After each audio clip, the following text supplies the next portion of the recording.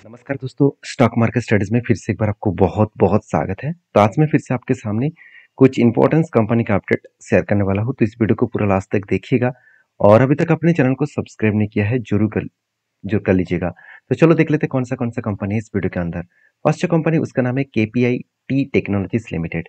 देखिए KPI T technologies limited के बारे में सबसे पहले मैं रिजल्ट के बारे में चर्चा करूंगा।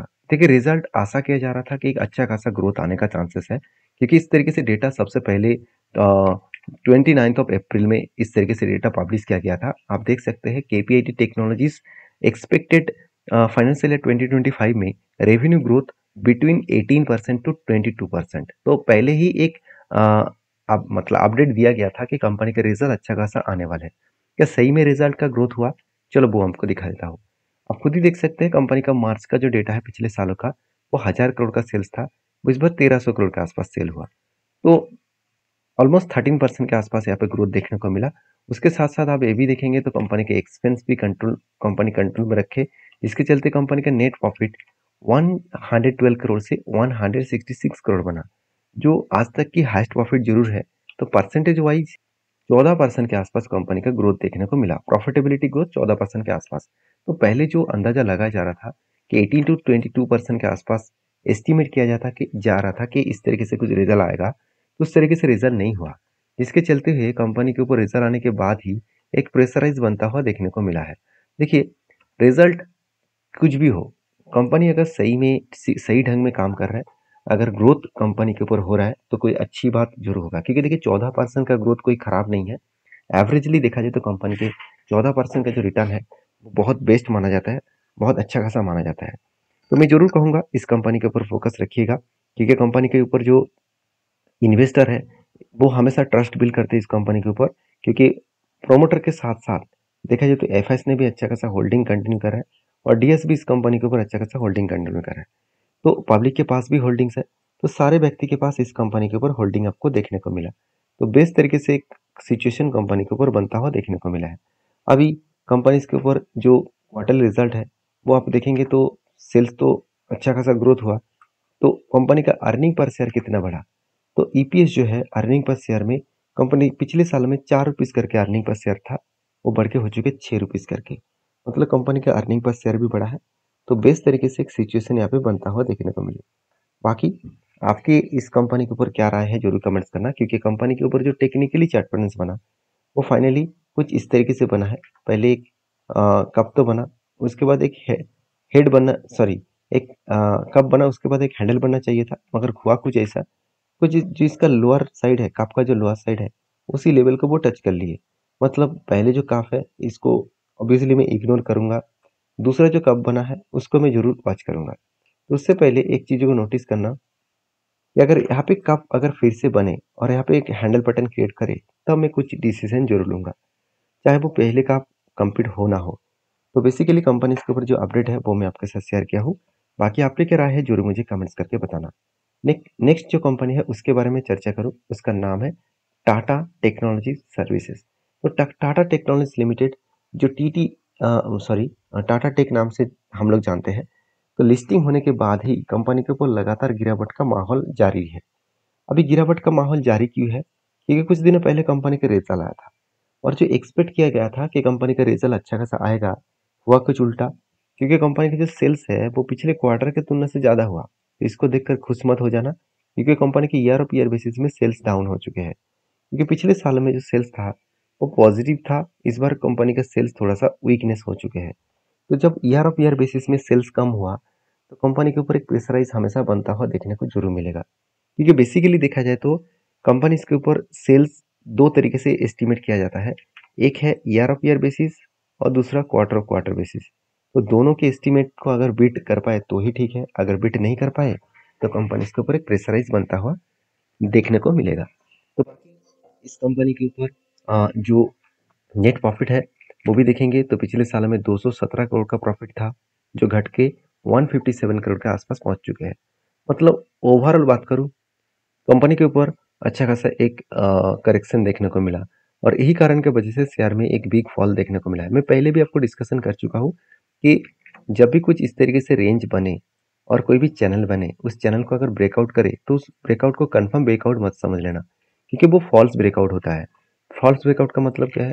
देखिए यहाँ पे जब भी ब्रेकआउट किया ग्रीन कैंडल के माध्यम से, उसके बाद नेक्स्ट कैंडल रेड बन गया, इसका मतलब वो ब्रेकआउट फॉल्स ब्रेकआउट हो गया। यहाँ पे भी देखिए ग्रीन कैंडल बना, उसके बाद रेड कैंडल नेक्स्ट कैंडल बना, तो फॉल्स ब्रेकआउट है। और यहाँ पे ब्रेकआउट हुआ और ब्रेकआउट कंफर्मेशन हुआ, मगर कंफर्मेशन होने के बाद भी जो पैटर्न से यहाँ पे क्रिएट किया, तो कुछ इस तरीके से हैमर जैसे कैंडल पैटर्न क्रिएट हुआ। इसका मतलब पॉसिबिलिटी ज़्यादा था, जो बायर था वो बायर उतना ज़्यादा एक्टिव नहीं था जितना सेलर एक्टिव थे। फिर भी उसको ब्रेक करके ऊपर गया। मैंने आपको ये बताया कि जब तक इस हायर लेवल को ब्रेक ना करे तब तक मैं कोई डिसीजन यहाँ पे नहीं लूँगा। तो फाइनली देखिए उसके ऊपर नहीं जा पाए और यहाँ पे बेसिकली करेक्शन भी देखने को मिला है।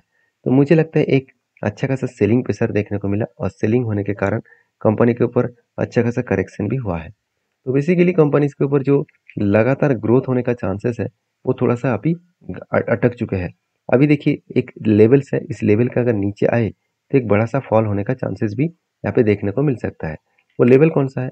वो लेवल है करीबन करीबन ये जो लेवल है 1020 के आसपास। 1020 के आसपास इस लेवल को अगर ब्रेक डाउन करे तो एक बड़ा सा फॉल होने का चांसेस फिर से देखने को मिल सकता है, क्योंकि यही इसका लाइफ टाइम लो है। बाकी आप किस तरीके से काम करते हैं इस कंपनी के ऊपर जरूर कमेंट्स करना, क्योंकि बेसिकली टाटा टेक के ऊपर मैं एक ही बात कहूँगा कि कंपनी की जो कैपेक्स है वो कैपेक्स एकदम ना के बराबर है। मतलब कंपनी खुद के कैपेक्स को उतना नहीं बढ़ा रहा है, मगर कंपनी की जो बिजनेस है उस बिजनेस के हिसाब से बात करो, कंपनी का आरओसी, कंपनी का आरओई दोनों ही बेस्ट तरीके से आपको देखने को मिलेगा। बेस्ट तरीके से मतलब कंपनी का पहले जो 5 साल का डेटा था उससे कंपनी का करंट जो ईयर में डेटा है वो बहुत स्ट्रांग हो चुके हैं। और एवरेजली कंपनी का नेट प्रॉफिट भी 14% के आसपास ग्रोथ हो रहा है। तो एक अच्छी बात है। और कंपनी की 1 रुपया भी डेप्ट नहीं है। तो सारे पॉइंट्स अगर पॉजिटिव हो तो उस कंपनी के ऊपर एक ट्रस्ट बिल्ड जरूर आपको फोकस होना चाहिए। तो देखिए मेरा काम है आपको सारे इन्फॉर्मेशन शेयर करना। आपका काम है इस इन्फॉर्मेशन को वेरीफाई करके काम करना। ब्लाइंडली किसी कंपनी के ऊपर काम मत करिए जहाँ पे आपको बुरी तरीके से हालत बिगड़ता हुआ देखने को मिल सकता है। तो नेक्स्ट जो कंपनी उसका नाम है रिलैक्सो फुटवेयर। देखिए रिलैक्सो फुटवेयर आप सभी जानते हैं एक फुटवेयर इंडस्ट्रीज से बिलोंग करते हैं और कंपनी इंडिया के नंबर 1 फुटवेयर इंडस्ट्रीज पहले था, आज नहीं है।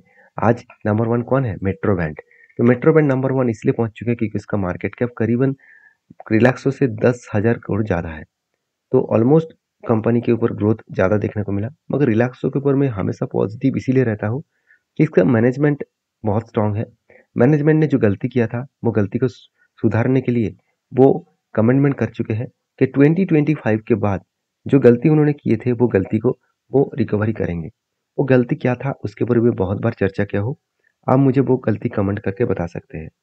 और जो बिगिनर है उसके लिए बता दूं, कंपनीज के ऊपर एक चीज़ को नोटिस करना, इस सेक्टर में जितने सारे कंपनीज है सारे कंपनीज का सेल्स का ग्रोथ देखेंगे तो रिलैक्सो का सेल्स का ग्रोथ 4.65 है, मगर प्रॉफिट ग्रोथ कितना है? 28% के आसपास, सॉरी 28 के आसपास। मतलब रिलैक्सो का जो प्रॉफिट ग्रोथ है और सेल्स ग्रोथ है वो पॉजिटिवली यहाँ पे देखने को मिला। मतलब पॉजिटिवली मतलब क्या है? कंपनी के ऊपर अच्छा खासा ग्रोथ दिखा जो बाकी कंपनीज पे ग्रोथ नहीं दिखे। बाकी कंपनीज का प्रॉफिट ग्रोथ नेगेटिव में चला गया। तो कहने का मतलब है कि अगर कंपनी अच्छा नहीं होता, क्या सही में इस तरीके से इसी ढंग से कंपनी आगे बढ़ते, तो कंपनी के डेप्थ जो है टॉप 5 कंपनीज को अगर देखेंगे तो डेप्थ ना के बराबर है।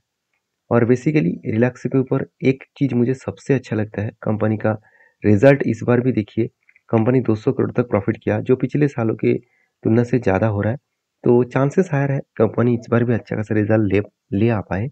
अभी आएंगे कि नहीं आएंगे वो बात की बात है। बेसिकली कंपनी के ऊपर जो सेल्स का ग्रोथ है, प्रॉफिट का ग्रोथ है और रिटर्न ऑफ इक्विटी सीएजीआर का परसेंटेज सब कुछ आपको पॉजिटिवली आपको देखने को नहीं मिलेगा, क्योंकि कंपनी के ऊपर करेक्शन होने के पीछे एक बिग रीज़न है। वो रीज़न मैं आपके साथ शेयर किया हूँ। और बेसिकली कंपनी के ऊपर टेक्निकली चार्टमेंट्स के बारे में बात करूँ तो रिलैक्सो के ऊपर एक शोल्डर कम हेड कम शोल्डर बना था, मगर ब्रेकआउट कन्फर्मेशन नहीं हुआ, तो इसलिए मैं इस ट्रेड को कंटिन्यू नहीं किया। अभी जिस तरीके से करेक्शन हुआ है मुझे लगता है ए 760 लेवल को अगर ब्रेक डाउन करे तो बड़ा फॉल देखने को मिल सकता है और 590 लेवल तक आ सकता है। अभी 590 लेवल में खुद के हिसाब से नहीं बोल रहा हूँ, वही लेवल कंपनी के लिए एक स्ट्रांगली क्या है? एक सपोर्ट है। और कोविड के टाइम के जो लेवल है उसी लेवल तक भी आने का चांसेस है। तो जो लोग सोच रहे हैं कि रिलैक्सो बेकार कंपनी है उसके लिए बता दूं, रिलैक्सो के ऊपर आप ध्यान से सारी चीज़ों को ऑब्जर्व करते रहिए। एक ना एक दिन इस कंपनी आपको अच्छा खासा ग्रोथ देने का कैपेबिलिटी भी रखेंगे। क्योंकि लोग जूता पहनना तो छोड़ नहीं देंगे, चाहे वो कितना भी कंपनी आए। हर कंपनी की कंपटीशन तो हर सेक्टर में होता रहता है। तो इस सेक्टर में भी कंपटीशन है, फिर भी खुद को कंपटीशन को मात देते हुए कंपनी इतना शानदार रिप्रेजेंट कर रहे हैं खुद को, तो एक अच्छी बात है। यही अपॉर्चुनिटी है। बाकी देखिए, अपॉर्चुनिटी के हिसाब से खाली जाकर बाई सेल मत कर लेना, क्योंकि मैं इस कंपनी को पॉजिटिवली देखता हूँ, तो इसलिए मैं ये सारे पॉइंट्स आपके साथ शेयर किया हूँ। बाकी आप किस तरीके से सोचते हैं, जरूर मुझे कमेंट्स करके बताना। और आपके कौन सा लेवल में बाई है, जरूर मुझे कमेंट्स करना। मेरा तो इन्वेस्टमेंट है पहले से ही। और लास्ट जो कंपनी है उसके बारे में बात करूँ, उसका नाम है Gem Boris limited. Gem Boris limited जो बेसिकली एक छोटा सा कंपनी है, 1300 करोड़ का। तो कंपनी अच्छा खासा इस बार रिजल्ट पब्लिश किया, सबसे हाईएस्ट रिजल्ट पब्लिश किया।